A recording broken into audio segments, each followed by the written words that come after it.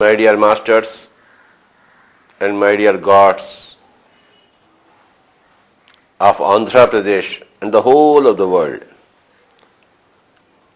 మిత్రులారా, వేదాంత పరిభాషలో ప్రతి జీవుడిని ఒక పురుషుడు అంటారు. రెండు ఉన్నాయి, పురుషుడు, ప్రకృతి. పురుషుడు అంటే ఆ చైతన్యం యొక్క అంశ కణము, ప్రకృతి అంటే ఆ శక్తి యొక్క శక్తి క్షేత్రాల యొక్క విశేష లోకాలు. కనుక ఈ రెండు కూడాను మళ్ళీ మూల చైతన్యం నుంచే వచ్చాయి. కానీ మూల చైతన్యం నుంచి రెండుగా విభజింపబడి ఒక శక్తి క్షేత్రమైంది, ఒకటేమో ఆత్మక్షేత్రమైంది.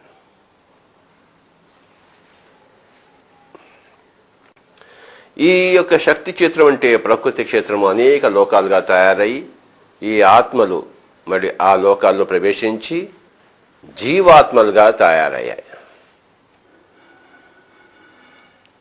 మళ్ళీ చెప్పుకుందాము మై డియర్ ఫ్రెండ్స్, ఇది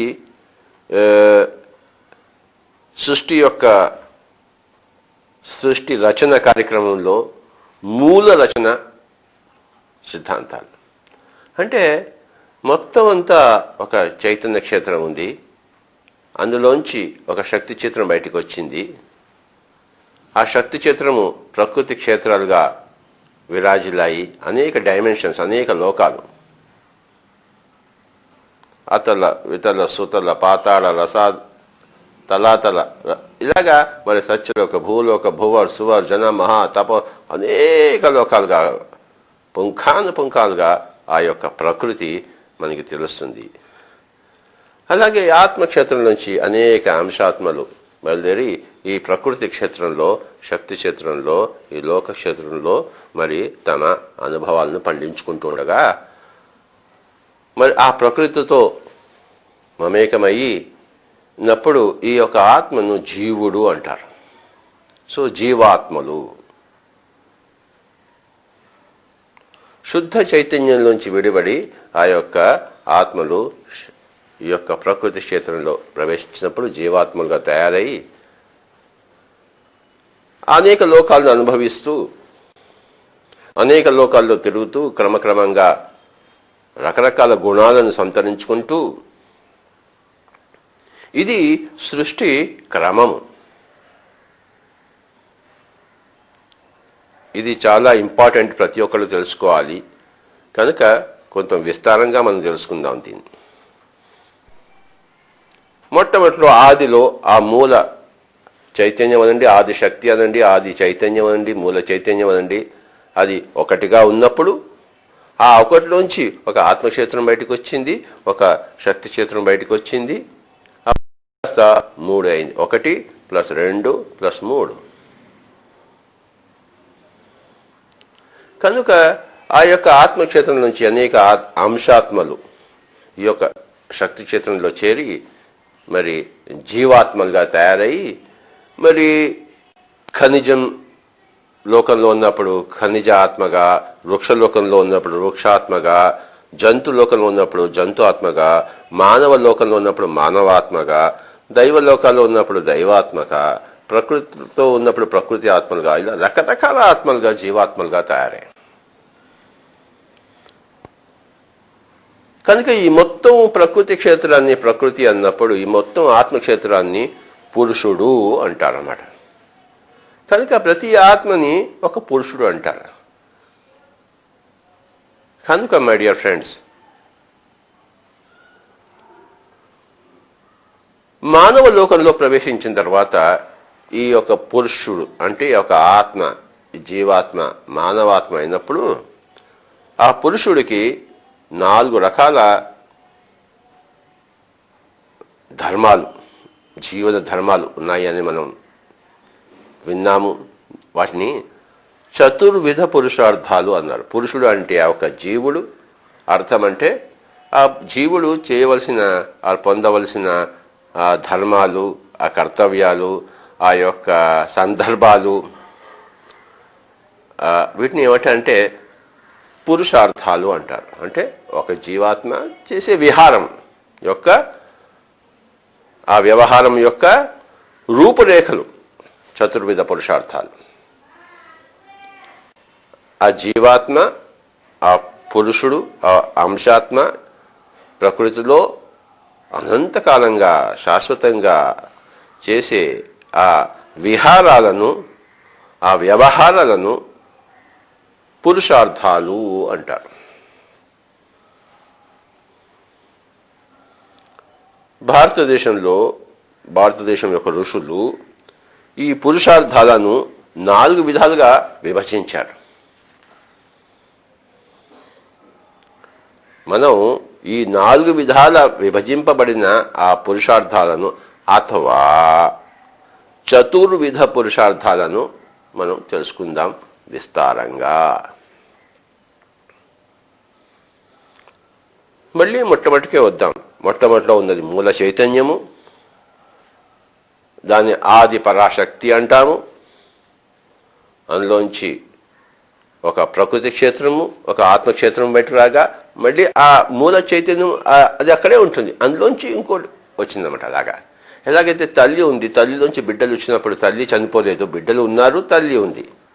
తల్లి కాకుండా బిడ్డలు మళ్ళీ తయారయ్యామట కుటుంబం. ఆ ఒకటిలోంచి 3 అనే కుటుంబం వచ్చింది. ఆ ఒకటేమో ఆది పరాశక్తి, అది ఆ మూల చైతన్యం ఉండగా అందులోంచి ఒక ఆత్మక్షేత్రము, అనేక ఆత్మల సముదాయం, తర్వాత అనేక లోకాల సముదాయం ప్రకృతి క్షేత్రము. ఇది పురుష క్షేత్రము, అది ప్రకృతి క్షేత్రము. మళ్ళీ ఈ పురుషుడు మళ్ళీ ప్రకృతితో లయమైనప్పుడు జీవాత్మగా అనేక లోకాల్లో అనేక పరిస్థితుల్లో ఖనిజాత్మగా, వృక్షాత్మగా, మరి జంతు ఆత్మగా, మళ్ళీ మానవాత్మగా, మరి దేవగణాత్మగా, అనేక రకాల గణాలు. ఇవన్నీ ఒకటా రెండా లెక్కలేనన్ని గణాలు. మరి ప్రతి గణంలోనూ చేరిన ప్రతి జీవాత్మ యొక్క గుణం వేరే, గణము వేరే, గుణము వేరే.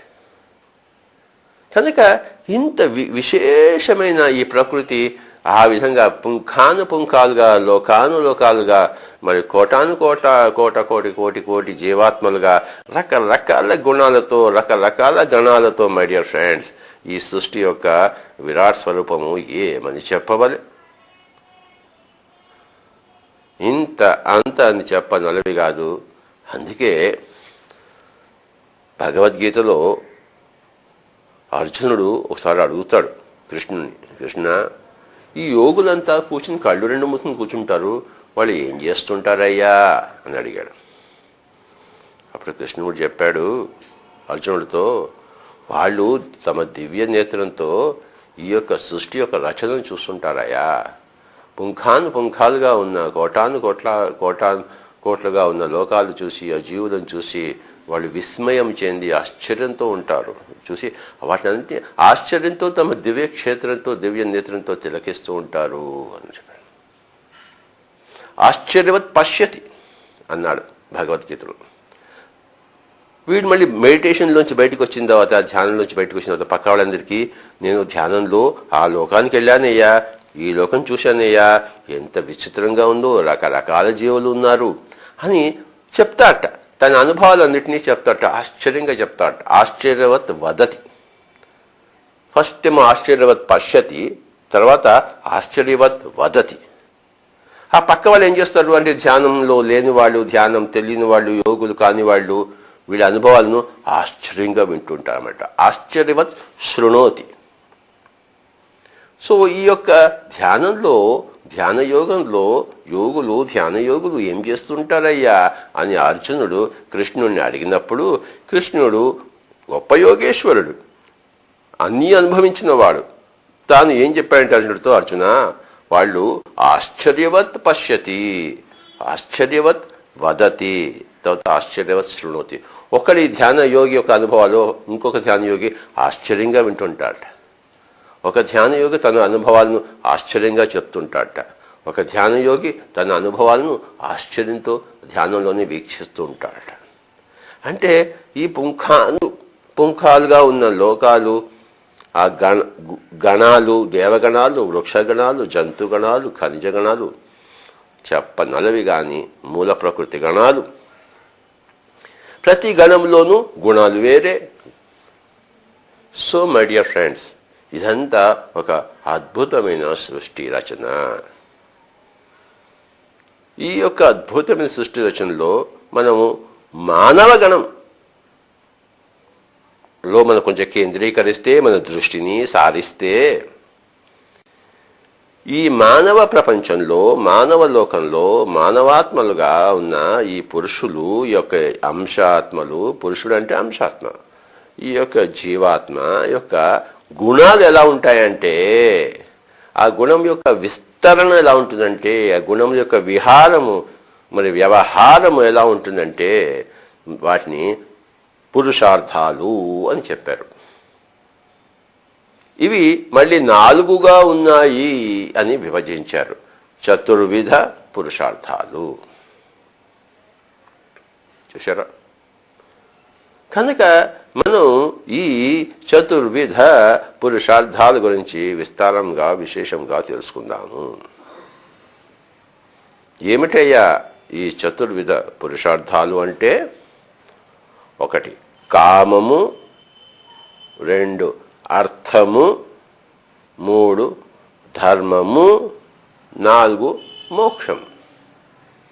చతుర్విధ పురుషార్థాలు.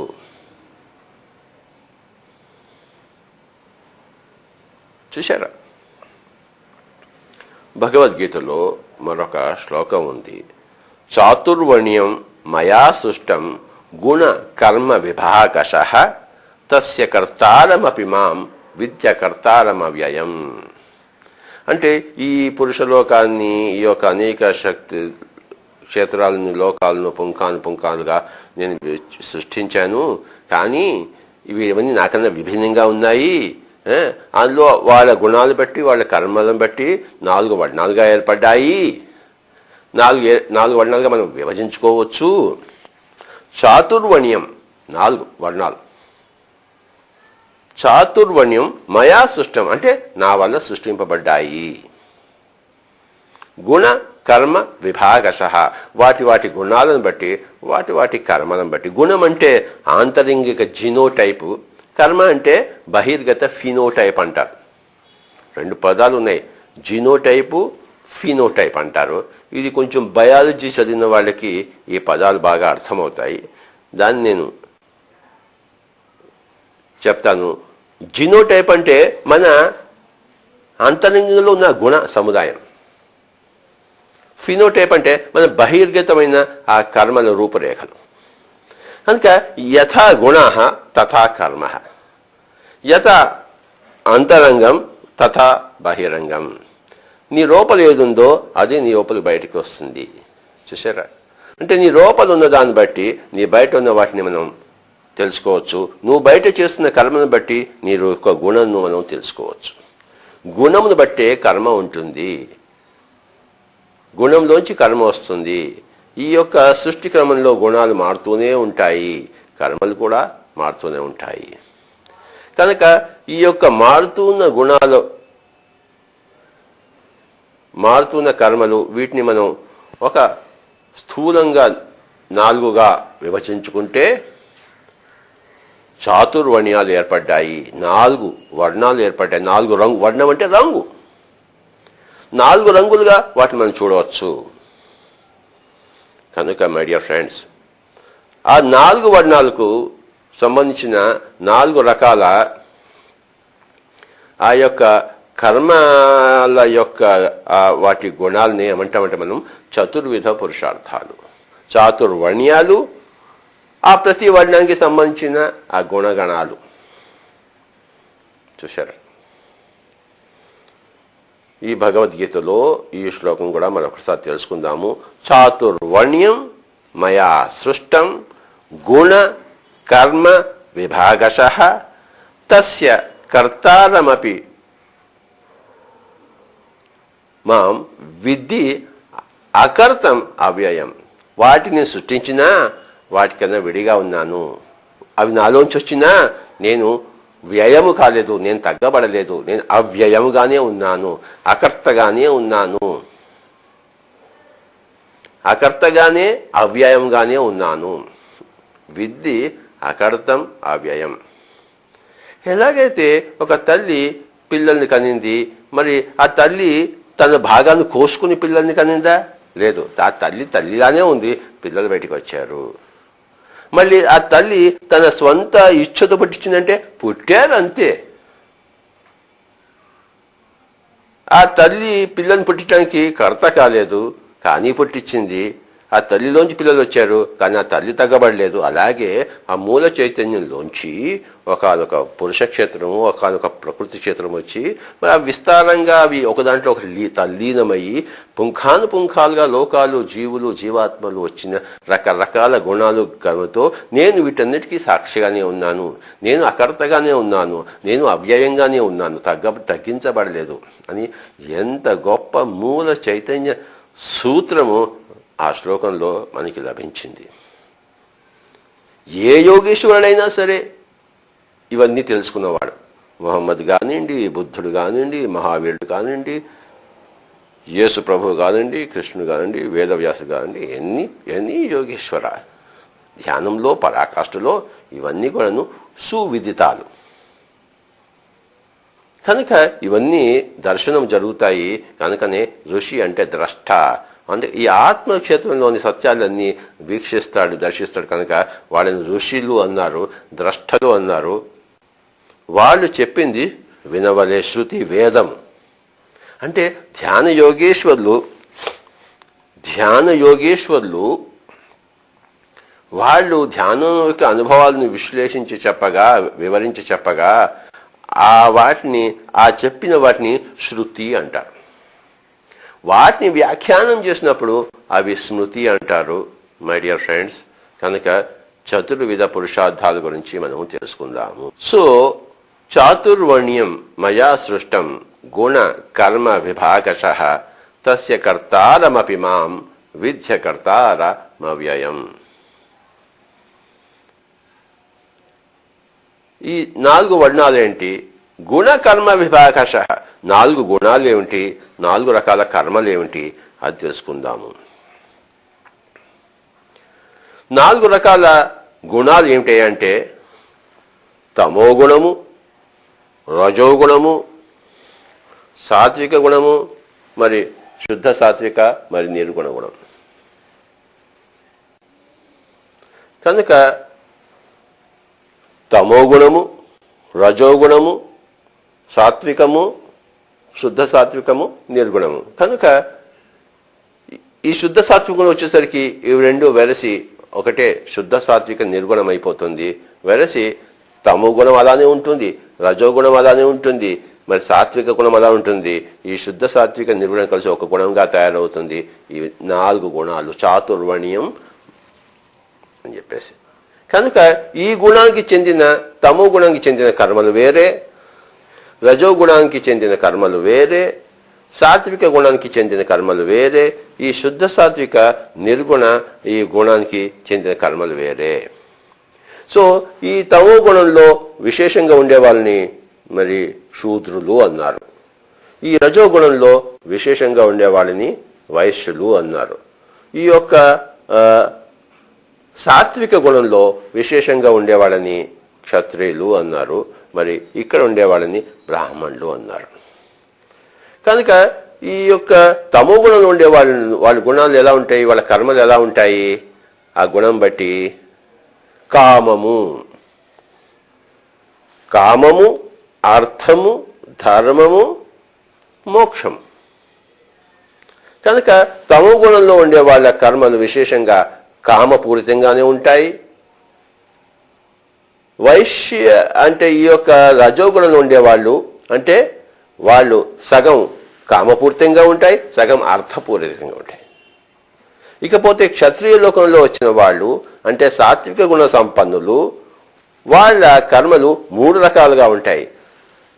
ఒక 1/3 వంతు కామంగా ఉంటుంది, ఇంకొక 1/3 అధర్మంగా ఉంటుంది, ఇంకొక 1/3 ధర్మంలో ఉంటారు వాళ్ళు. ఇకపోతే ఇక్కడ ఉండే వాళ్ళకి ఆ కామంతో పాటు, ఆ అర్థంతో పాటు, ఆ ధర్మంతో పాటు మోక్ష స్థితిలో కూడా ఉంటారు. మోక్ష యొక్క కర్మలు కూడా చేస్తారు వాళ్ళు. కనుక నువ్వు ఏ యొక్క లెవెల్లో ఉన్నావో సృష్టి యొక్క క్రమంలో మొట్టమొదటిలో తమో గుణంలో వస్తాం కొన్ని జన్మలు, తర్వాత కొన్ని జన్మలు రజోగుణంలో వస్తాం. అంటే తమో గుణం వదిలిపెట్టదు, తమో గుణంతో పాటు రజోగుణాన్ని సంతరించుకుంటాము. ఇలాగనమాట. మొట్టమొదటిలో ఇదే ఉంటుంది. ఇది కేవలం తమో గుణంలోనే ఉంటారు. క్రమేపీ ఒక రజోగుణాన్ని కూడా సంతరించుకుంటారు. తమో రజోగుణాల్లో విరాజిల్లుతారు. ఇంకా ముందు పోయి సృష్టి క్రమంలో మళ్ళీ ఒక బుద్ధిని కూడా సంతరించుకుంటారు, ఒక సాత్వికాన్ని కూడా సంతరించుకుంటారు. అప్పుడేమైతే తమో గుణము రజోగుణంతో పాటు ఒక సాత్విక గుణం కూడా వస్తుంది వాళ్ళకి. ఇంకా ముందుపోయి సృష్టి క్రమంలో మరి చివరి మానవ లోకంలో చివరి జన్మల్లో మరి బ్రాహ్మణులుగా వచ్చి శుద్ధ సాత్వికం నిర్గుణం కూడా సంతరించుకుని వాళ్ళు మోక్ష స్థితిలో కూడా ఉంటారు, మోక్షమైన కర్మలు చేస్తుంటారు. ఇవన్నీ మనం కూలంకషంగా తెలుసుకోవాలి. ఇది గొప్ప శాస్త్రం, ఇది ఆధ్యాత్మిక విజ్ఞాన భాండాగారము శాస్త్రము. కనుక నీ గుణం ఎలా ఉంటుందో జీనోటైపు, నీ కర్మలు అలా ఉంటాయి. నువ్వు తమో గుణ ప్రధానమైతే నీ కర్మలు తమో గుణ ప్రధానమైన కామపూరితంగా ఉంటాయి. అలా ఉండాలి, అలా ఉంటాయి, అది సహజము. అలాగే నువ్వు రజోగుణానికి ఎగబ్రాకినప్పుడు నీ యొక్క కర్మలు, నీ యొక్క వ్యవహారాలు సగం తమోగుణ ప్రధానంగా అంటే కామపూరితంగా, సగం అర్థపూరితంగా ఉంటాయి. నువ్వు ఇంకా పైకి వెళ్ళినప్పుడు ఒక సాత్వికం కూడా నీలో వచ్చినప్పుడు ఒక ధర్మయుతంగా కూడా ఉంటాయి. అర్థము, ధర్మము ప్లస్ ఆ కామము మూడు ఉంటాయి. ఇంకా ముందు పోయినప్పుడు నీ కామంతో పాటు, నీ అర్థంతో పాటు, నీ ధర్మంతో పాటు మోక్ష కర్మలు కూడా నువ్వు చేస్తావు. చాతుర్వర్ణ్యం మయా సృష్టం గుణ కర్మ విభాగశః తస్య కర్తారమపి మాం విద్య కర్తారమవ్యయం. మొత్తం యొక్క సృష్టి యొక్క స్థితిని ఈ ఒక్క శ్లోకంలో చెప్పి పడేశాడు మహాయోగేశ్వరుడైన వేదవ్యాసుడు. తమోగుణము, రజోగుణము, సాత్విక గుణము, మరి శుద్ధ సాత్విక, మరి నిర్గుణ గుణం. కనుక తమోగుణము, రజోగుణము, సాత్వికము, శుద్ధ సాత్వికము, నిర్గుణము. కనుక ఈ శుద్ధ సాత్వికం వచ్చేసరికి ఇవి రెండు వెరసి ఒకటే శుద్ధ సాత్విక నిర్గుణం అయిపోతుంది. వెరసి తమో గుణం అలానే ఉంటుంది, రజోగుణం అలానే ఉంటుంది, మరి సాత్విక గుణం అలా ఉంటుంది. ఈ శుద్ధ సాత్విక నిర్గుణం కలిసి ఒక గుణంగా తయారవుతుంది. ఈ 4 గుణాలు చాతుర్వర్ణ్యం అని చెప్పేసి. కనుక ఈ గుణానికి చెందిన తమో గుణానికి చెందిన కర్మలు వేరే, రజోగుణానికి చెందిన కర్మలు వేరే, సాత్విక గుణానికి చెందిన కర్మలు వేరే, ఈ శుద్ధ సాత్విక నిర్గుణ ఈ గుణానికి చెందిన కర్మలు వేరే. సో ఈ తమో గుణంలో విశేషంగా ఉండే వాళ్ళని మరి శూద్రులు అన్నారు. ఈ రజోగుణంలో విశేషంగా ఉండే వాళ్ళని వైశ్యులు అన్నారు. ఈ యొక్క సాత్విక గుణంలో విశేషంగా ఉండేవాళ్ళని క్షత్రియులు అన్నారు.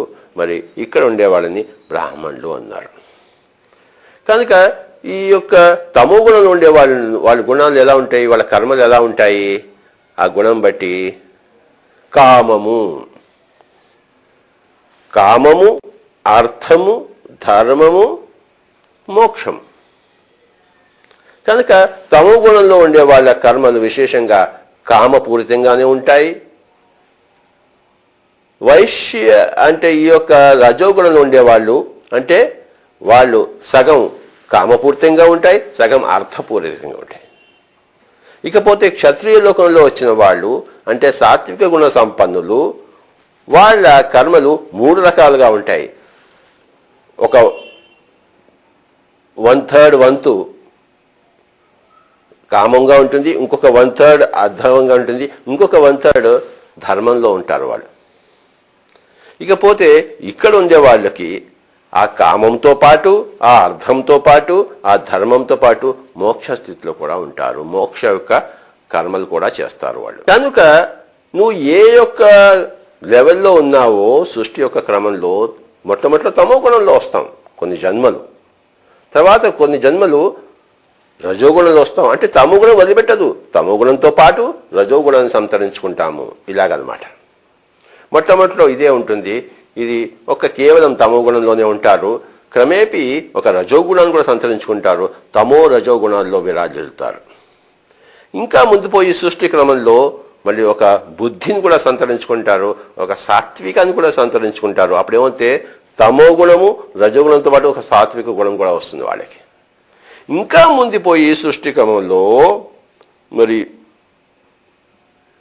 చివరి మానవ లోకంలో చివరి జన్మల్లో మన బ్రాహ్మణులుగా వచ్చి శుద్ధ సాత్వికం నిర్గుణం కూడా సంతరించుకుని వాళ్ళు మోక్ష స్థితిలో కూడా ఉంటారు. మోక్షమైన కర్మలు చేస్తుంటారు. ఇవన్నీ మనం కూలంకషంగా తెలుసుకోవాలి. ఇది గొప్ప శాస్త్రం. ఇది ఆధ్యాత్మిక విజ్ఞాన భాండాగారము శాస్త్రం. కనుక నీ గుణం ఎలా ఉంటుందో జీనోటైపు, నీ కర్మలు అలా ఉంటాయి. నువ్వు తమో గుణ ప్రధానివైతే నీ కర్మలు తమో గుణ ప్రధానమైన కామపూరితంగా ఉంటాయి. అలా ఉండాలి, అలా ఉంటాయి, అది సహజము. అలాగే నువ్వు రజోగుణంకి ఎగబ్రాకినప్పుడు నీ యొక్క కర్మలు, నీ యొక్క వ్యవహారాలు సగం తమోగుణ ప్రధానంగా అంటే కామపూరితంగా, సగం అర్థపూరితంగా ఉంటాయి. నువ్వు ఇంకా పైకి వెళ్ళినప్పుడు ఒక సాత్వికం కూడా నీలో వచ్చినప్పుడు ఒక ధర్మయుతంగా కూడా ఉంటాయి. అర్థము, ధర్మము ప్లస్ ఆ కామము మూడు ఉంటాయి. ఇంకా ముందు పోయినప్పుడు నీ కామంతో పాటు, నీ అర్థంతో పాటు, నీ ధర్మంతో పాటు మోక్ష కర్మలు కూడా నువ్వు చేస్తావు. చాతుర్వర్ణ్యం మయా సృష్టం గుణ కర్మ విభాగశః తస్య కర్తారమపి మాం విద్య కర్తారమవ్యయం.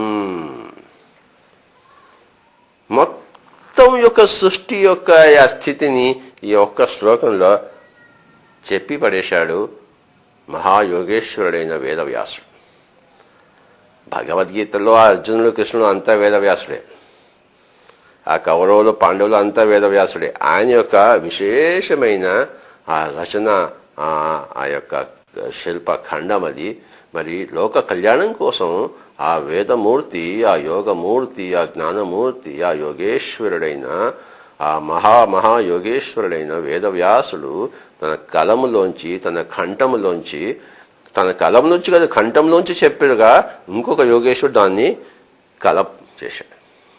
ఈయన కంఠం నుంచి విస్తారంగా వస్తూనే ఉంది ప్రవాహం వెల్లువలాగా, మరి ఆకాశ గంగలాగా మరి ఆయన కంఠం నుంచి వస్తున్నప్పుడు ఇంకొక యోగేశ్వరుడు కూర్చుని దాన్ని పొల్లు పోకుండా, ఒక్క అక్షరం పోకుండా రాస్తూనే రాస్తున్నాడు. ఇది అందరికీ తెలిసిన విషయమే. అందులోంచి వచ్చింది ఈ మహాభారతాలన్నీ. మహాభారతం వచ్చిందంతా ఆ వేదవ్యాసుడి యొక్క కంఠంలోంచి అసిధారావ్రతంగా వచ్చింది. మరి దాన్ని కలంతో ఇంకొక యోగేశ్వరుడు రాశాడు.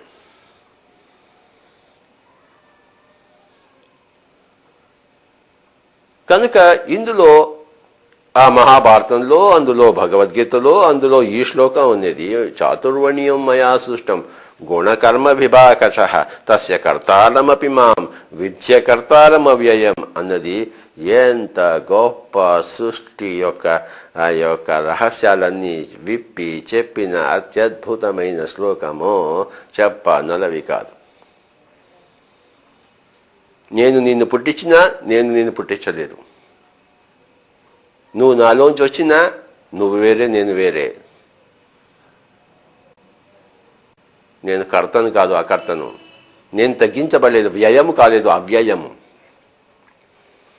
నువ్వు పురుషాత్మగా ఉండి మరి ప్రకృతులతో కలిసినప్పుడు అనేక గుణాలు నీలో బయలుపడి అనేక కర్మ నీలోంచి వచ్చాయి. ఈ అనేక గుణాలను, అనేక కళలను 4 రకాలుగా మనం విభజించవచ్చు అని ఆయన చెప్పాడు, వేదవ్యాసుల వారు. వేదవ్యాసుల వారికి పిరమిడ్ స్పిరిచువల్ సొసైటీ మూవ్మెంట్ తరఫున విశేషమైన ప్రణామములు. 4 వర్ణాలు చాతుర్వర్ణ్యం. ఈ 4 వర్ణాలని ఏదైనా పేరు పెట్టుకో, ABCD అని పేరు పెట్టుకోవచ్చు, EFGH అని పెట్టుకోవచ్చు, IJKL అని పెట్టుకోవచ్చు. What's in the name? A rose called by any other name would smell as sweet అన్నాడు విలియం షేక్స్పియర్ గారు. అంటే ఒక నామంలో ఏమున్నదయ్యా? ఒక పువ్వుని ఏ నామంతో పిలిచినా ఆ పరిమళము మారదు కదా, ఆ వస్తువు మారదు కదా, ఆ విశేషంలో మార్పు ఉండదు కదా. నామంలో ఏమీనూ లేదు, ఆ వస్తువులు ఆ విశేషంలో ఉంటాయి అని చెప్పేసి కనుక ఈ 4 వర్ణాలను ఎట్టైనా పిలుచుకోవచ్చు. ABCD అనవచ్చు, EFGH అనవచ్చు, MNOP అనవచ్చు, IJKL అనవచ్చు. కనుక శూద్ర, వైశ్య, క్షత్రియ, బ్రాహ్మణ పేర్లు పెట్టారు. పుట్టుక బట్టి ఇవి లేవు, గుణాలను బట్టి. కనుక మై డియర్ ఫ్రెండ్స్,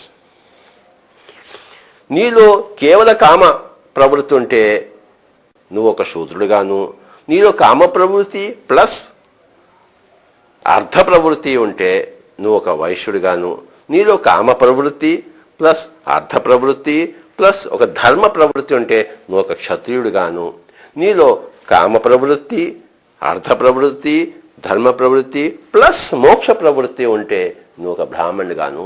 కనుక ఇది సృష్టి క్రమంలో ఎదుగుదలలో మానవ లోకంలో జంతు ఆత్మలు ప్రవేశించినప్పుడు ఈ మానవ లోకంలో 4 అంచెలుగా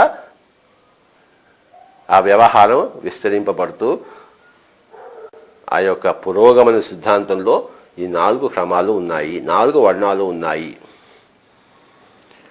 నువ్వు ఆ బ్రాహ్మణుడు అయిన తర్వాత, అంటే మోక్ష స్థితిలో ఉన్న తర్వాత మానవ శరీరంలో ఉంటూనే ఆ తర్వాత నువ్వు తిరిగి రావు, నువ్వు పైలోకాలకు వెళ్తావు, దేవగణాల్లో చేరుతావు. పునర్జన్మ నా విద్యతే. మళ్ళీ నీకు ఈ మానవ లోకంలో పునర్జన్మ లేదు. నువ్వు ఎప్పుడైతే ఆ బ్రాహ్మణ ప్రవృత్తి అంటే బ్రహ్మ జానాతి ఇది బ్రాహ్మణ, అక్కడ అహం బ్రహ్మాస్మి, నేను ఇక్కడ ఈ శూద్ర ప్రవృత్తులు ఏముంటాడు? అహం దేహోస్మి, నేను దేహమే అన్న స్థితిలో నుంచి ఆ బ్రాహ్మణ స్థితికి వచ్చేసరికి అహం బ్రహ్మాస్మి, నేను మొత్తమే సృష్టికర్తను. అంటే ఆ యొక్క బ్రాహ్మణోత్తమ స్థితిలో ఒక కృష్ణుడు, ఒక రాముడు, ఒక ప్రహ్లాదుడు, ఒక యేసు ప్రభువు, ఒక మహమ్మద్ ప్రవక్త, ఒక బుద్ధుడు, ఒక మహావీరుడు, వీళ్ళంతా ఆ బ్రాహ్మణోత్తములు, ఆ యొక్క పురుషోత్తములు. పురుషుల్లో ఉత్తముడు, పురుషోత్తమ స్థితి, పురుషోత్తమ ప్రాప్తి. ఇక్కడేమో మొట్టమొదటి జన్మల్లో మానవ లోకంలో మొత్తం ఒక 400 జన్మలు ఉంటాయనుకోండి.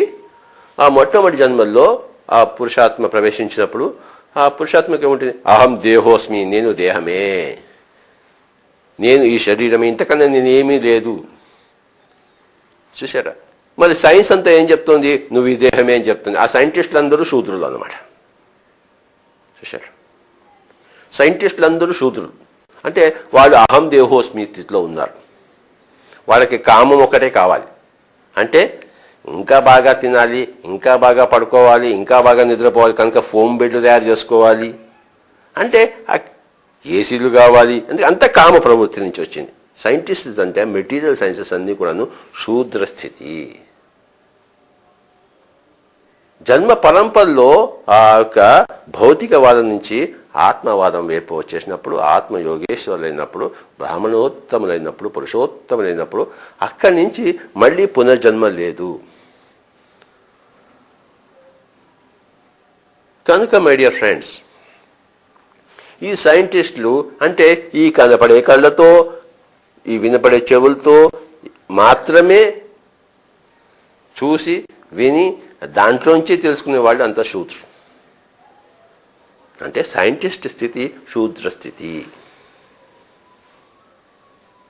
అంటే ఇంకా చిన్న శైశవాత్మ. ఈ సైంటిస్ట్ శైశవాత్మ అయితే నేను అహం దేహోస్మి, అహం బాడీయోస్మి, అహం ఆటమ్స్ ఓస్మి, అహం మాలిక్యూల్స్ ఓస్మి, ఇంతకన్నా ఏమీ లేదు. ఇది చనిపోతే నేను చనిపోయినట్లు లెక్క అని ఆ యొక్క సైంటిస్టు ఆ శైశవాత్మ, యోగేశ్వరుడు పూర్ణాత్మ, ఇన్ఫినిట్ సోల్.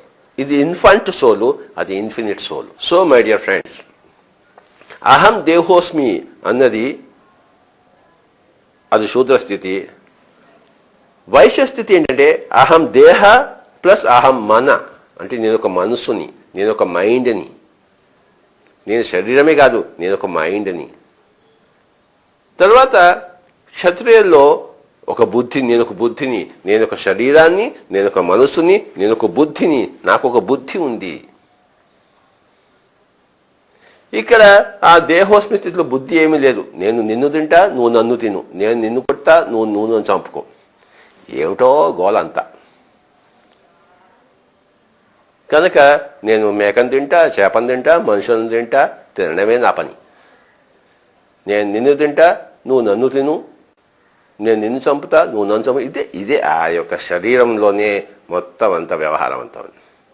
మనసుని ఉపయోగించి తెలుసుకోవడము, మనసు యొక్క కోరికలు, మనసు యొక్క అసంగీతము, నృత్యము, ఈ కళలు, ఇవన్నీ మనసు నుంచి వచ్చాయి. కనుక అక్కడ అవన్నీ ఉంటాయి. ఇకపోతే మంచి ఏమిటి, చెడు ఏమిటి అనే బుద్ధి క్షేత్రంలో ప్రవేశించినప్పుడు నువ్వు ఒక క్షత్రియుడు అవుతావు. నీకు మంచి చెడు తెలియనప్పుడు నువ్వు క్షత్రియుడివి కావు. తర్వాత నేనెవరు, నేను శరీరం కాదు, అహం బ్రహ్మాస్మి, నేనే అంతం చోట్ల మమాత్మ సర్వభూతాత్మ అని ఆ క్షేత్రంలో ప్రవేశించినప్పుడు అప్పుడు నువ్వు బ్రాహ్మణుడు. బ్రహ్మ జానాతి ఇది బ్రాహ్మణ మై డియర్ ఫ్రెండ్స్. కనుక ఈ అహం దేహోస్మి అనే స్థితి నుంచి ఒకనొక జంతు ఆత్మ మానవ లోకంలో ఫస్ట్ ప్రవేశించినప్పుడు, శైశవాత్మగా ఉన్నప్పుడు, శైశవ మానవాత్మగా ఉన్నప్పుడు అహం దేహోస్మి ఉంటుంది. మరి జన్మ పరంపరలో 400 జన్మల్లో ఒక్కొక్క మెట్టు ఎక్కి దాన్ని మారుతుండగా, కర్మలన్నీ మారుతుండగా చివరికి ఒక కర్మలు ఎలా ఉంటాయంటే మోక్ష స్థితిలో ఉంటాయి. శరీరంలో ఉన్నాడు కనుక శరీర స్థితి, శరీర కామం ఉంటుంది. మనసు కనుక మనసు యొక్క కోరికలు ఉంటాయి. బుద్ధి కనుక బుద్ధి యొక్క ఆ యొక్క వివేకము ఉంటుంది. ఆత్మ కనుక ఆ యొక్క మోక్ష స్థితిలోనూ ఉంటాడు. అంటే ఈ నాలుగిటిని సమతుల్యంగా ఉంటుంది వాడి జీవితంలో. ఒకానొక బ్రాహ్మణుడి జీవితంలో వాడి జీవితం అంతా చూసుకుంటే 25% కామంలో ఉంటాడు, 25% అర్థంలో ఉంటాడు, 25% ధర్మంలో ఉంటాడు, 25% మోక్షంలో ఉంటాడు. చక్కగా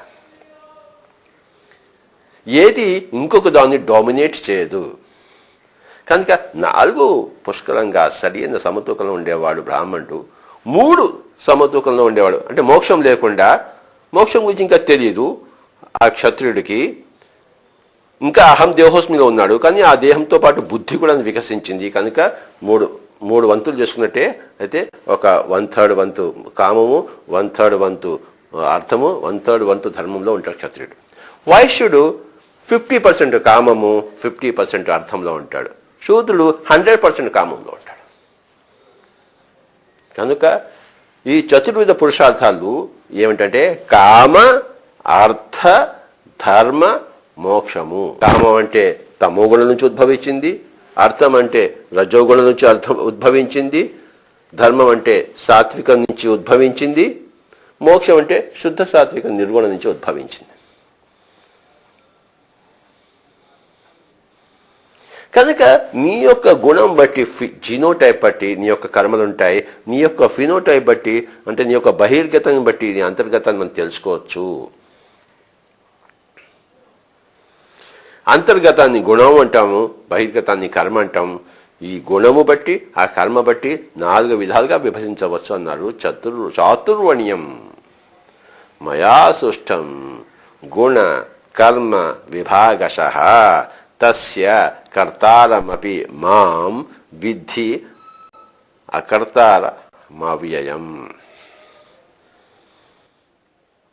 వాటి కర్తను నేనైనా నేను వాటి కర్తను కాదు.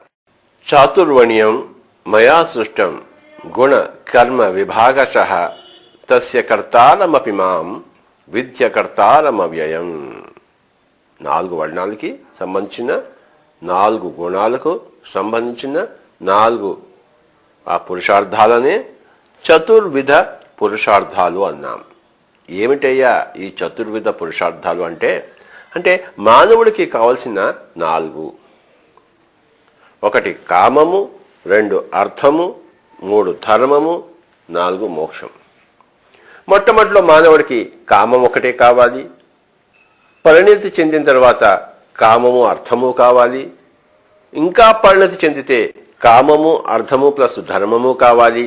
ఇంకా పరిణతి చెందితే కామము అర్థము ధర్మము మోక్షము 4 కావాలి.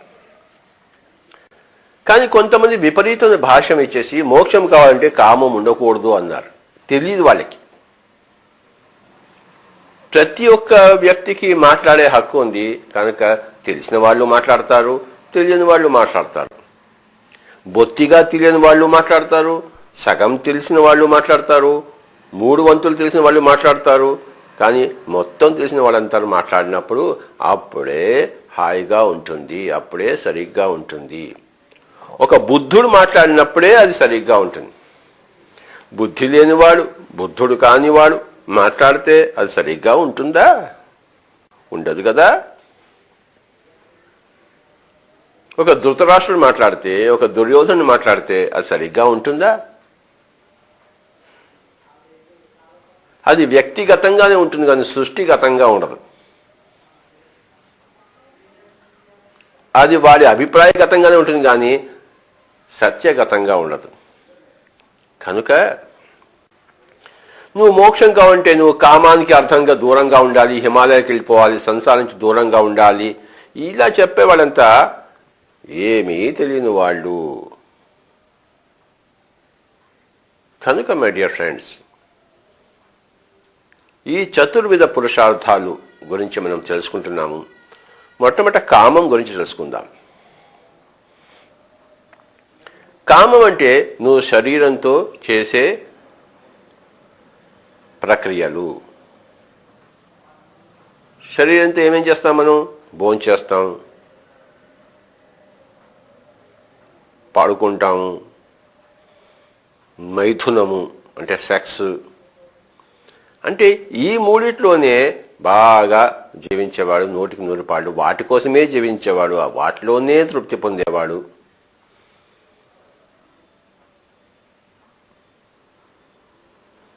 శూద్రుడు 100కి 100%. ఇంకోటి ఏది అక్కర్లేదు వాడికి. 5 జ్ఞానేంద్రియాల్లో కూడాను కళ్ళతో ఉన్న జ్ఞానేంద్రియం మరి సౌందర్యాన్ని కూడా వాడంతా వీక్షించలేడు. చెవులతో అంటే ఈ యొక్క శ్రవణేంద్రియాలతో ఆ సంగీతాన్ని కూడా వాడికి ఇష్టపడ్డు. ఇవి అక్కర్లేదు, కానీ ఈ వాసన కావాలి, రుచి కావాలి, మళ్ళీ సెక్స్ కావాలి. చర్మంతో హాయి, ఆ రుచితో హాయి, మళ్ళీ ఆ వాసనతో హాయి. ఇక్కడ మాత్రం కేంద్రీకృతమై ఉన్నవాడు శూద్రుడు. అది శైశవాత్మస్థితి, బాలాత్మస్థితి. తర్వాత మరి యువాత్మ, ప్రౌఢాత్మ అయినప్పుడు కళలు కావాలి. అంటే సంగీతోపాసన, సౌందర్యోపాసన, మరి యొక్క ఆ కళలన్నీ వస్తాయి. అప్పుడు అంటే ఆ మనస్సు కూడా అభివృద్ధి చెందుతుంది. మనస్సు ద్వారా, శరీరం ద్వారా కాకుండా మనస్సు ద్వారా వచ్చినప్పుడు దాని అర్థము అంటాం. అది సో కామం అంటే కేవలము మైథునము, సెక్స్ అనుకుంటే వాడు పిచ్చోడు, ఏమీ తెలియని వాడు. తర్వాత ఆ కామము తప్పు అనుకున్నప్పుడు మళ్ళీ వాడు పిచ్చోడు. అది సహజము. శరీరంలోంచి ఆకలి వచ్చినప్పుడు, ఆ రుచి కోరుకున్నప్పుడు, మరి మైథున కోరిక వచ్చినప్పుడు, ఆ కోరిక తీసుకుంటున్నప్పుడు ఇదంతా సహజము. సహజముగా ఉండకపోవడం అసహజము. సహజముగా ఉండకపోవడము, ప్రకృతి పరంగా ఉండకపోవడము, వికృత పరంగా ఉండడము. వికృత పరంగా ఉంటే మరి అక్కడ దుఃఖం వస్తుంది, ప్రకృతి పరంగా ఉంటే అక్కడ సుఖం వస్తుంది, ప్రగతి ఉంటుంది. వికృతంగా ఉన్నప్పుడు తిరోగతి ఉండదు కానీ ప్రగతి ఉండదు. వెనక్కి వెళ్ళడం ఉండదు కానీ ముందుకు వెళ్ళడం ఉంటుంది. అంటే అక్కడే గింగిరాలు తిరుగుతూ ఉంటాము వికృతంగా ఉంటే. ఎవరైతే కామాన్ని తృణీకరించారో వాళ్ళు ముందుకు పోరు. ఎవరైతే కామాన్ని ఎదుర్కొన్నారో, విపరీతంగా దాని వ్యాఖ్యానాలు చేశారో వాళ్ళు ముందుకు పోరు. అంటే వాళ్ళు అప్రాకృతంగా ఉన్నారు, వికృతంగా ఉన్నారు. అంటే వాళ్ళకి ప్రగతి ఉండదు, తిరోగతి ఉండదు, కానీ ప్రగతి ఉండదు. ఎక్కడ వేసిన గొంగళి అక్కడే. కానీ కామాన్ని యాక్సెప్ట్ చేసిన వాళ్ళు, కామంతో అనుసంధానమై ఉన్నవాళ్ళు, కామాన్ని ప్రకృతి సహజంగా తీసుకున్న వాళ్ళు, అందులో ప్రకృతి సహజంగానే ఉండేవాళ్ళు, వాళ్ళు ప్రగతి పదంలో ఉంటారు ఎప్పుడు.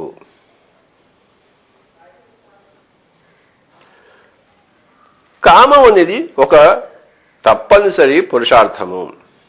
అయితే నీ ఆత్మ ప్రగతి అభివృద్ధి చెందుతున్న కొద్దీ దాని శాతం తగ్గుతుంది. అంటే మొట్టమొదటిలో 100% ఉండేది, తర్వాత రెండవ స్టేజ్లో 50% వస్తుంది, మూడవ స్టేజ్లో మరి 33% వస్తుంది, నాలుగవ స్థితిలో అంటే బ్రాహ్మణ స్థితిలో 25% దగ్గర స్థితమైపోతుంది. అది ఈవెన్స్ అవుట్. మరి కామం అనేది 100 నుంచి 25 దిగినప్పుడు రెండవ స్టేజ్లో మరి ఆ యొక్క వయసు స్థితిలో మనస్సు వస్తుంది. అంటే శరీరంతోనే కాక మానసిక కోరికలు, అంటే నేను పక్క వాడి మీద ఆధిపత్యం చలాయించాలి, నేను సర్పంచ్ కావాలి, నేను ముఖియా కావాలి గ్రామానికి, నేను ఎమ్మెల్యే కావాలి, నేను రాజును కావాలి, నేను ప్రైమ్ మినిస్టర్ కావాలి, ఇలాంటి కోరికలు ఉంటాయే. ఇది శరీరపరకమైన కోరికలు కావివి, ఇది మానసిక పరమైన కోరికలు. అంటే అర్థము శరీరానికి సంబంధించింటే దాని యొక్క ఆ పదము కామం అని వస్తుంది. మనస్సుకు సంబంధించినైతే దానికి అర్థమని వస్తుంది. కనుక అంటే డబ్బు సంపాదన అనేది శరీరానికి సంబంధించింది కాదు. భోజన సంపాదన అనేది శరీరానికి సంబంధించినప్పుడు ఆ డబ్బు సంపాదన అనేది అది మనసుకు సంబంధించింది. కనుక ఆ పదవి, పేరు, ప్రఖ్యాతి, ధనము ఇదంతా కూడా అర్థానికి సంబంధించింది. అంటే నా ఇంట్లో టీవీ ఉండాలి, కారు ఉండాలి, ఇల్లు ఉండాలి, మొత్తం పెద్ద పెద్ద వాకిలు ఉండాలి, ఇంట్లో ఇక్కడ ఒకటి ఉండాలి, మరి గోవాలో మరి ఊటీలో 2 గెస్ట్ హౌస్లు ఉండాలి. ఇదంతా అర్థానికి సంబంధించింది, మనసుకు సంబంధించింది, శరీరానికి సంబంధించింది కాదు. శరీరానికి సంబంధించింది భోజనము, నిద్ర, మైథునము ఇలాంటివి.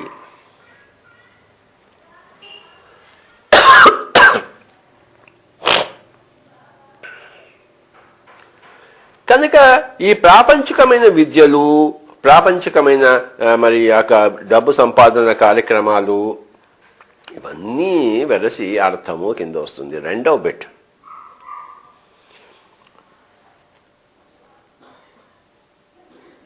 ఈ అర్థము సంపాదించుకోవాలంటే మరి నీ యొక్క అటెన్షన్లో 50% కామం నుంచి తగ్గించుకుంటేనే అక్కడికి వెళ్తాము.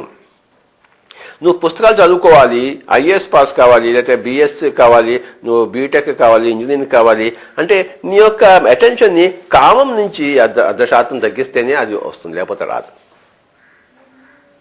చూసారా? అందుకే ఎప్పుడైతే నువ్వు అలా వచ్చేసినప్పుడు నీ కామం అంటే నీ శరీరపరకమైన నిద్ర అవన్నీ కూడా నీకు అక్కడ వాటి మీద నీ మనసు 50% తగ్గి ఇక్కడ అర్థం మీద వస్తుంది. Second stage.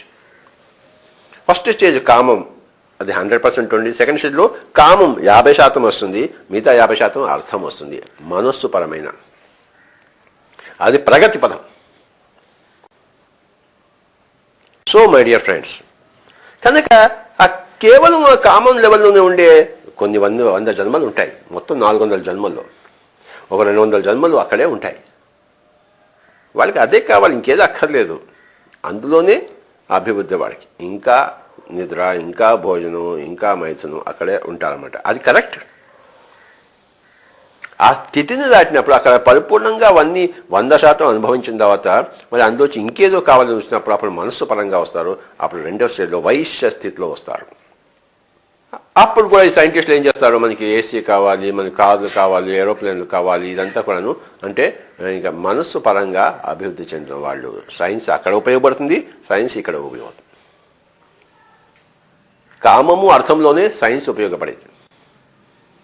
మూడో స్టేజ్లో ధర్మం పోయినప్పుడు సైన్స్ దాని గోల లేదు. ఇంకా అక్కడ వేరే సబ్జెక్ట్ వస్తుంది. సైన్స్ అనేది ఈ యొక్క బయాలజీ, కెమిస్ట్రీ, ఫిజిక్స్, మ్యాథమెటిక్స్, మరి ఇవన్నీ కూడాను మనకి ఎంతవరకు అంటే కామము అర్థము సక్రమంగా అభివృద్ధి పరిచయం కోసమే సైన్స్ ఉంది.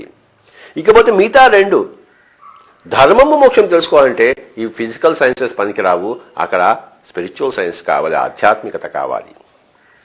కామము అర్థము రెండు కలిపి భౌతికత అనిపించుకుంటాయి, ధర్మము మోక్షము రెండు కలిపి ఆధ్యాత్మికత అనిపించుకుంటుంది. ఇవి రెండు అన్నమాట. ధర్మము మోక్షము మరి అవగాహన చేసుకోవాలంటే ఈ సైన్స్, నీ ఫిజిక్స్, నీ కెమిస్ట్రీ ఎందుకు పనికిరాదు, దాని గోల అక్కడ ఉండదు. కనుక ఈ ఫిజిక్స్, కెమిస్ట్రీ, బాటనీ, జువాలజీ గోల ఇదంతా, ఈ ప్రోటీన్స్, హైడ్రోకార్బన్స్, ఫైర్స్, ఈ గోలంతా ఎప్పుడు ఉంటుంది? ఈ యొక్క లోయర్ స్టేజెస్లో ఉంటుంది, హయ్యర్ స్టేజెస్లో ఉండదు. అంటే ఆ శూద్ర స్థితి, ఆ వైశ్య స్థితిలోనే దానికి పరిమితము సైన్స్. క్షత్రియ స్థితి, బ్రాహ్మణ స్థితికి అది వేరే ఉంటుంది. ఆంతరంగిక శాస్త్రం, ఆత్మశాస్త్రం, ఆధ్యాత్మిక శాస్త్రం. అక్కడ నీకు వేదవ్యాసుడు పనికొస్తాడు, అక్కడ నీకు బుద్ధుడు కావాలి, అక్కడ నీకు మహావీరుడు కావాలి. ఆ ధర్మ మోక్ష క్షేత్రాల్లో ఐన్స్టీన్ పనికిరాడు, నీల్స్ బోర్ పనికిరాడు, సర్ ఐజాక్ న్యూటన్ పనికిరాడు. కామ అర్థ క్షేత్రాల్లో అభివృద్ధి కోసం, మరింత కాపం సుఖమైన కోసం, జీవితం కోసం, మరింత మరి సమృద్ధివంతమైన జీవితం కోసం ఆ కామ అర్థ క్షేత్రాలలో విశేషమైన మరి మనకి ప్రగతి కావాలి. అక్కడ ఈ ఫిజికల్ సైన్సెస్, ఈ భౌతిక శాస్త్రం యొక్క ఆ పరిధి అంతే, ఆటమ్స్ అండ్ మాలిక్యూల్స్ పరిధి. ధర్మంలో ప్రవేశించినప్పుడు అంటే నువ్వు క్షత్రియత్వంలో అంటే ప్రజాక్షేమం. క్షేమం ఎక్కడి నుంచి వస్తుంది? ధర్మంలోంచి వస్తుంది. ప్రజాక్షేమము క్షత్రియ ధర్మం. కేవలం శరీర ధర్మంలో ఉంటే శూద్రుడు, ప్రజాక్షేమంలో ఉంటే క్షత్రియుడు. ఆ ధర్మం ఎక్కడి నుంచి వస్తుంది? ఆ ధర్మం అనేది అది ఆధ్యాత్మికతకు సంబంధించినది. అక్కడ బుద్ధి యొక్క ఉపయోగం. బుద్ధి అనేది సైన్స్లో నీకు లేదు, సైన్స్లోంచి రాదు బుద్ధి. సైన్స్లోంచి కామము అర్థము రెండు వస్తాయి. అక్కడ ఆ రెండిటితో, ఆ రెండు కావాలి మనకి. కనుక ఫిజికల్ సైన్సెస్ కావాలి, కారు కావాలి, టీవీ కావాలి, రేడియో కావాలి, ఫ్యాన్ కావాలి, బ్యాటరీ కావాలి, లైట్లు కావాలి, అన్నీ కావాలి. ఇది కామానికి అర్థానికి ఉండాలి. కానీ ధర్మానికి మోక్షానికి ఏమంటే ధ్యానము కావాలి, మెడిటేషన్ కావాలి, స్వాధ్యాయం కావాలి, సజ్జన సాంగత్యం కావాలి. అవన్నీ ఈ రెండవ పాటలు. కనుక అవన్నీ చేయడానికి మళ్ళీ నువ్వు కామాన్ని అర్థాన్ని తగ్గించుకుంటావు. అంటే 50%, ఆ 50% ఉన్నది మళ్ళీ 33% వస్తుంది ధర్మం వచ్చినప్పుడు. అది 25%కి పావు వంతుకి దిగిపోతుంది నువ్వు మోక్షంలో ఉన్నప్పుడు.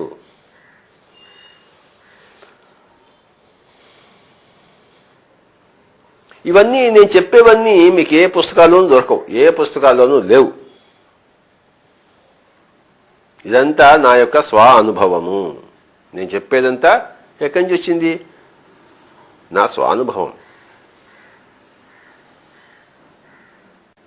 ఇప్పటిదాకా గ్రంథాల్లో చెప్పబడింది వేరే, నా స్వానుభవం వేరే. మరి నన్ను ఏం చేయమంటారు? నా స్వానుభవం మీకు అందించడం నా ధర్మం. దాన్ని స్వీకరించారా లేదా పక్కన పెట్టారా, అవగతం చేసుకున్నారా, అవగాహన చేసుకున్నారా, దట్ ఈస్ యువర్ చాయిస్. నా ధర్మం నేను అనుభవం చేసుకున్నది, నేను తెలుసుకున్నది, నా జీవిత సత్యాలు నేను ప్రకటించడము నా యొక్క ధర్మము. అది నేను చేయకపోతే నేను నా పట్ల అసంతృప్తుడిగా ఉంటాను. నేను చేయవలసింది నేను చేయకపోతే నేను అసంతృప్తితో ఉంటాను. మీరు చేయకపోతే నాకేమీ అసంతృప్తి లేదు. మీరు పుట్టినా, చచ్చిపోయినా, చేసినా, చేయకపోయినా, మోక్షం పొందినా, పొందకపోయినా నాకేమీ అసంతృప్తి లేదు. ఎలాగైతే కౌరవులు పాండవులు యుద్ధం చేసుకుంటే కృష్ణుడికి ఏమీ అసంతృప్తి లేదు. మీరు కొట్టుకోండి, చావండి, నేను చూస్తాను కంచి. నేను మటుకు యుద్ధం చేయను. నేను కౌరవుల పక్షాన లేదు, పాండవుల పక్షాన లేదు, మంచి పక్షాన లేదు, చెడు పక్షాన లేదు. కానీ నేను చూస్తాను, దగ్గర నుండి చూస్తాను మీరు ఎలా కొట్టుకుంటున్నారో. సో మై డియర్ ఫ్రెండ్స్, ఈ సత్యాలన్నీ కామం గురించి, అర్థం గురించి, ధర్మం గురించి, మోక్షం గురించి చెప్పవలసిన ధర్మం నాకుంది, ఎందుకంటే నేను చెప్పకపోతే నాకే అసంతృప్తి. కనుక నేను చెప్తూనే ఉంటాను. నా ముందు ఒక్కడు కూర్చున్నా, నా ముందు లక్షల మంది కూర్చున్నా ఈ చెప్పేది మారదు. ఎందుకంటే నా అనుభవం మారదు. నా జీవిత సత్యాలు నా అనుభవంలోంచి వచ్చినవి. నా అనుభవం ఎక్కడి నుంచి వచ్చింది? నా తృష్ణలోంచి వచ్చింది. సత్య అన్వేషణ, సత్య తృష్ణ, సత్య పిపాసలోంచి నాకు వచ్చాయి. కనుక మై డియర్ ఫ్రెండ్స్, ఒకటి మాత్రం తెలుసు, శాస్త్రం ఎప్పుడు ఎల్లడలా ఒక్కటే ఉంటుంది. విధ విధాలుగా ఉండదు, అనేక రకాలుగా ఉండదు. కానీ మనం ఎంత ఈ స్కేల్లో 0 to 100 స్కేల్లో ఎంత ఉంటే, 2లో ఉంటే మనకు 2 సత్యమే కనబడుతుంది, మనం 3లో ఉంటే 3 అనే సత్యం కనబడుతుంది, 100 ఉంటే 100 సత్యం కనబడుతుంది. మన ప్రగతిలో మనం దూసుకుపోతున్న కొద్దీ మన వీక్షణ మారుతూ ఉంటుంది, మన సత్యాలు మారుతుంటాయి, మన జగత్తు మారుతూ ఉంటుంది, మన పరిధి మారుతూ ఉంటుంది, మన అవగాహనలు మారుతూ ఉంటాయి. మన చిన్నప్పుడు తల్లి ఓడే ముఖ్యం, పరిగెత్తి మళ్ళీ తల్లి ఓడికే వస్తాం. చూశారు, ఇప్పుడు తల్లి ఓడికి వెళ్తాం ఏంటి? ఇప్పుడు జీవిత సత్యాలు వేరే. కనుక మై డియర్ ఫ్రెండ్స్, ఇప్పుడు మనకి తల్లి ఓడి కాదు, సత్యపు ఓడి కావాలి. చిన్న పాపగా ఉన్నప్పుడు తల్లి ఓడి, మరి గడ్డాలు వచ్చిన తర్వాత సత్యపు ఓడి కావాలి, తల్లి ఓడి కాదు. కనుక ఆ సత్యపు ఓడిలో చేరిన వాళ్ళే యోగేశ్వరులు. వాళ్ళు చెప్పింది ఇగో నాకు తెలిసింది, నేను నా అనుబంధం సంపాదించుకుని ఏంటంటే, కామము అర్థంకి విరుద్ధం కాదు, కామము ధర్మానికి విరుద్ధం కాదు, కామము మోక్షానికి విరుద్ధం కాదు. అలాగే అర్థము కామానికి విరుద్ధం కాదు, అర్థము ధర్మానికి విరుద్ధం కాదు, అలాగే ధర్మము మోక్షానికి విరుద్ధము కాదు. ఇవన్నీ పరస్పరము ఉండవలసినవే. 4 విధ పురుషార్థాలు అందరికీ ఉండవలసినవే. అయితే మోతాదులు మారుతాయి, వాటి వాటి వాటి యొక్క ఆ పరిమాణము మారుతుంది. 100% ఉండేది 50% వస్తుంది, తర్వాత 33% వస్తుంది. కామం తర్వాత 25% సెటిల్ అవుతుంది. అర్థము 50%లో ఉండేది మళ్ళీ 33కి వస్తుంది, అది 25కి వస్తుంది. ధర్మం కూడా 33% ఉండేది 25%కి వస్తుంది చివరి దశలో. శూద్ర స్థితిలో ఉన్నప్పుడు, కామక్షేత్రంలో ఉన్నప్పుడు, తమోగుణ ప్రధానంగా ఉన్నప్పుడు శరీరమే ప్రధానం, అది మనసు ప్రధానం లేదు. రజోగుణంలో మనస్సుకు ఎంతో ప్రధానం. వైశ్య స్థితిలో మనస్సుకు ఏకాగ్రత ఉంటే కానీ నువ్వు ఆ సంగీతం వినలేవు, ఆ కళల్లో ముళ్ళలేవు, ఆ విద్య నీకు రాదు, ఆ డబ్బు సంపాదించలేవు. కనుక డబ్బు సంపాదించడానికి శరీరం యొక్క కండలు కాదు కావాల్సింది, మనస్సు యొక్క ఏకాగ్రత, మనస్సు యొక్క ఆ స్పష్టత. మనస్సు మానసిక కష్టం చేయాలి, వాడు శారీరక కష్టం కాదు, మానసిక కష్టం చేయాలి. ఇప్పుడు ఇన్ఫర్మేషన్ టెక్నాలజీ ఉన్నారు, వాళ్ళంతా ఏం చేస్తుంటారు? పొద్దుంచి రాత్రి వరకు శారీరక కష్టం ఏమీ లేదు, మానసిక కష్టం చేస్తారు. శారీరక కష్టం చేసి కట్టెలు కొట్టుకుంటే మరి రోజుకి 100 రూపాయలు వస్తే, వాడు మానసిక కష్టం చేస్తే కంప్యూటర్ బాక్స్ ముందుకు వచ్చి వాడు రోజుకి 10,000 రూపాయలు సంపాదించుకుంటాడు. అంటే ఆ డబ్బు అనేది ఆ మానసిక కష్టంలోంచి వస్తుంది.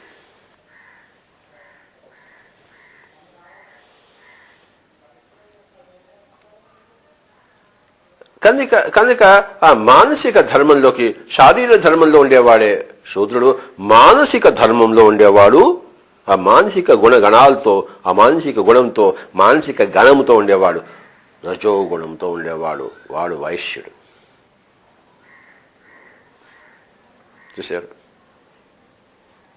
ఎంతసేపు ధనము ధనము ధనము, సమృద్ధి సమృద్ధి సమృద్ధి, సంపద సంపద సంపద సంపద, అక్కడే నా షేర్ వాల్యూ ఎప్పుడు పైకే పోతుండాలి. ఇదంతా అర్థం. సడన్గా షేర్ వాల్యూ పడిపోయినప్పుడు, వాళ్ళ జీవితంతో వ్యర్థమైపోయి చేసినప్పుడు, కళ్ళు బయర్లు కమ్మినప్పుడు, అప్పుడు ఏ గడ్డం గడి దగ్గరికి వస్తాడు, స్వామి నాకు మనశ్శాంతి పోయిందని చెప్పేసి, అప్పుడు ధ్యానం చేయబోయే అని చెప్పేసి పై స్థితికి తీసుకెళ్తాం. ఆ కామం కూడా శరీరం దృఢంగా ఉన్నప్పుడు చక్కగా కామం ఉంటుంది. శరీరం ముసిలైపోగానే, బాబు నా జీవితం అంతా వ్యర్థమైపోయింది, నా కామం లేదు, ఇప్పుడు నాకు నిద్ర రావటం లేదు, నా భోజనం తినలేకపోతున్నాను, అక్కడ వంకాయ కూడా ఉంది కానీ ఇక్కడ నాకు తినలేకపోతున్నాను, ఏం చేయమంటావు స్వామీజీ అంటే, ధ్యానం చేయనైనా, శూద్రుడిగా బతికావు ఇంకా బ్రాహ్మణుడిగా కా, వైశ్యుడిగా బతికావు ఇంకా బ్రాహ్మణుడిగా కా దా అని అప్పుడు వాళ్ళకి ఏం చెప్తామంటే మనం వాళ్ళకి ధ్యానం నేర్పించినప్పుడు ఆ శూద్ర స్థితి నుంచి బయటకు వచ్చేసి ఆ వైశ్య స్థితి నుంచి బయటకు వచ్చేసి ఆ యొక్క బ్రాహ్మణ స్థితిలో అహం బ్రహ్మాస్మి అనే స్థితికి వస్తాడు. అప్పుడు వాడి జీవితంలో దుఃఖం పోతుంది. నేను కేవలం శరీరమే అన్నప్పుడు ఆ శరీరము శుష్కించడం ఆ శరీర ధర్మము, ఆ శరీరం చనిపోవడం శరీర ధర్మము, ఆ శరీరము మరి క్షీణించడము, శీర్యతే ఇది శరీర, అది శరీరం యొక్క పద ఉత్పత్తి. శీర్యతే ఇది శరీర, దహ్యతే ఇది దేహ, దహింపబడుతుంది కనుక దాన్ని దేహము అన్నారు. క్షీణిస్తూ ఉంటుంది కనుక శరీరం అన్నారు. శీర్యతే ఇది శరీర, దహ్యతే ఇది దేహ. కనుక ఏదైతే క్షీణిస్తూనే ఉంటుందో, దహింపడానికి రెడీగా ఉంటుందో, అందులో నువ్వు కామాన్ని వెతుక్కుంటున్నావు. 100కి 100 పాళ్ళు 25% వెతుక్కో. 100కి 100 పాళ్ళు వెతుక్కుంటే నువ్వు గుండొస్తుందో చూడతావు, దుఃఖానికి పాలవుతావు, ఏడుస్తూ జీవిస్తావు. కనుక 100కి 100 పాళ్ళు కాకుండా 25 పాళ్ళకు పరిమితం అయ్యి, అలాగే మనసు డబ్బు సంపాదించాలి అన్నది కూడా నువ్వు 50%, 100% కాకుండా దానికి 25% పెట్టేసి పక్క వాళ్ళ కోసం కూడా హెల్ప్ చేయి. ధర్మం. నీ సంగతి నువ్వు చూసుకోమాక, పక్క వాళ్ళ సంగతి కూడా చూడు. నీకు బుద్ధి ఉంటే కదా నువ్వు పక్క వాళ్ళ దగ్గర పోయేది. బుద్ధి లేని వాడు తన దగ్గరే తాను ఉంటాడు. బుద్ధి ఉన్నవాడు పక్క వాళ్ళ దగ్గర పోయి నేర్చుకుంటాడు, అథవా నేర్పిస్తుంటాడు. కనుక ఆ పక్క వాళ్ళని కూడా నీ యొక్క జీవితంలోకి పరిగణనలోకి తీసుకోవడమే ధర్మము. తర్వాత నీ యొక్క అసలు ప్రకృతి అంటే నీ యొక్క విరాట్ స్వరూప ప్రకృతి, నీ యొక్క మూల చైతన్య ప్రకృతి, అక్కడికి పోవడమే నీ మోక్షం. ఎక్కడి నుంచి వచ్చావో అక్కడికి పోవడం, అది మోక్ష స్థితి. కనుక మనిషి జీవితము ఒక పిరమిడ్ మాస్టర్ ఎలా ఉంటాడంటే 25% కామము, 25% అర్థము, 25% ధర్మము, 25% మోక్షం. ఇది సరి అయిన most balanced life, perfect master యొక్క లైఫ్. చూసారా, కృష్ణుడు తన కామాన్ని తాను చూసుకున్నాడు, వదిలిపెట్టాడా? తన అర్థాన్ని తాను చూసుకున్నాడు, రాజుగా ఉన్నాడు, వదిలిపెట్టాడా? తన ధర్మాన్ని తాను చేశాడు, వదిలిపెట్టాడా? తన మోక్షంలో ఎప్పుడో ఉన్నాడు, పుట్టినప్పటి నుంచే ఉన్నాడు. కనుక మై డియర్ ఫ్రెండ్స్, ప్రతి పిరమిడ్ మాస్టరు ఒకనొక కృష్ణుడు లాంటి వాడు. అంటే కామాన్ని వదిలిపెట్టినవాడు కాదు, అర్థాన్ని వదిలిపెట్టినవాడు కాదు, ధర్మాన్ని వదిలిపెట్టినవాడు కాదు. కామంతో పాటు అర్థం, అర్థంతో కామ అర్థాలతో పాటు ధర్మము, కామ అర్థ ధర్మాలతో పాటు మోక్షము, మోక్షంతో పాటు కామము, మోక్షంతో పాటు ధర్మము, మోక్షంతో పాటు. కనుక అన్నిటినీ సమదూకంగా 25, 25, 25, 25 చతుర్విధ పురుషార్థాలను సరిగ్గా 25 చేసిన వాడే పురుషోత్తముడు.